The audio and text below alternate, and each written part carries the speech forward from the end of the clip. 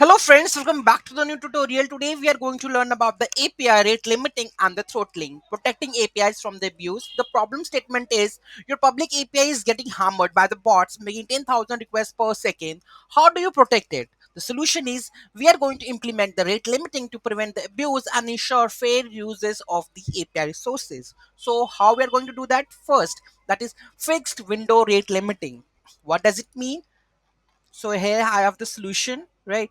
So first of all, imagine you are on shop and you don't want one customer to crowd your shop all the time. So how you are going to do? You divide the time into the fixed blocks. For example, 1 minute. In each minute, a user is allowed a maximum number of requests. Say 100. You count how many times the users come in that minute.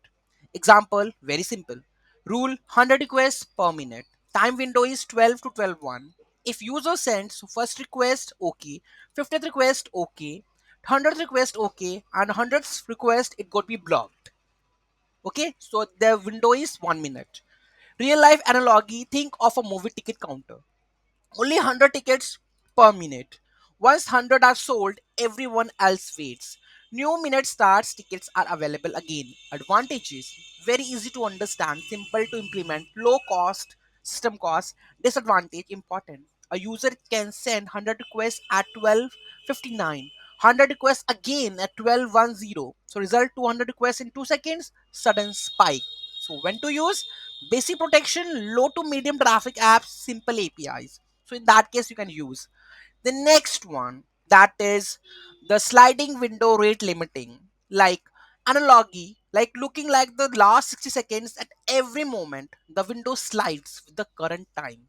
Let's take an example. Instead of cutting time into the hard blocks like this, it always looks at the last 60 seconds from now. Every request is checked against a moving sliding window. Simple. Rule allow 100 requests in the 60 seconds. Current time is this one. System checks how many requests were made in the last. So this is the time. If the request is greater than equal to 100, allowed. Less than equal to allowed. If more than, blocked. There is no reset at the exact minute boundaries. The window keeps sliding forward second by second. Real life analogy, imagine a security guard. He doesn't care about the clock hours. He always asks how many people entered in the last 1 minute. If too many entered recently, stop the entry. If not, allow. Problem it solves. In a fixed window, someone could do this. 100 requests at this time, 100 requests at this time, 200 requests in 2 seconds. Sliding window prevents this because those earlier requests are still counted in the last 60 seconds. Advantage: smooth traffic control prevents sudden bursts, fair for all users. Disadvantage: sliding more complex, needs more to store timestamp of the request. When to use? Public APIs, payment system, login and OTP system, high traffic apps. The next one is token bucket algorithm. Like a piggy bank that auto refills, starts with 100 coins, spend 1 per request, refills 10 per second, max 100. So how it works: buckets hold n tokens, refills at the steady rate. Each request consume tokens, allows burst up to the capacity. Let's understand in a simple language. Imagine this is basically a bucket algorithm, right? So imagine a bucket filled with the tokens. Each request needs one token to be processed. Tokens are added to the bucket at a fixed speed. If the token is empty, request is blocked. If token is available, request is allowed. Simple. Rules: bucket size 100 tokens, refill rate 10 tokens per second. What happens? Bucket can hold maximum 100 tokens. Every second, 10 new tokens are added. Each request uses one token. Burst handling, big advantage. If the bucket is full 100 tokens, user can send 100 requests at once. All are allowed immediately. After that, only 10 requests per second can continue because tokens refills slowly. Real life analogy, think of a mobile data plan. You get data, that is tokens, slowly over a time. If you save data, you can watch movie burst. If the data is finished, internet slows or stops. Advantage: allow short bursts without breaking the system. Maintains average request rate, very smooth and user friendly. Disadvantage, slightly complex to implement, needs tracking of token and the count time, when to use APIs with certain traffic spikes, file upload, downloads, payment gateways, and the messaging system. So in that case, we have to use. Okay. Next, we have a leaky bucket algorithm, like a funnel. Water request pours in fast but drains out the steady. Fixed rate. How it works: queue incoming request, process at the fixed rate.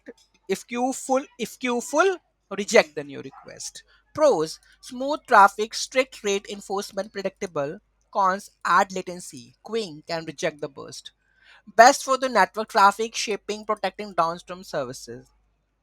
Rate limit tires, quota based, like a gym memberships, basics, 10 visits per month, premium, unlimited, VIP, priority access. So how it works: different rate limits based on the user tire subscription, so you can use distributed rate limiting redis, like a shared bank account, all servers check the same balance before withdrawing. How it works: use centralized redis to track the rate limits, all API servers check the same counter. Okay, next we have the rate limiting headers, like a dashboard showing the remaining fuel. Okay, so if you are active or something, it will show you the remaining fuel, tells the driver when to refill.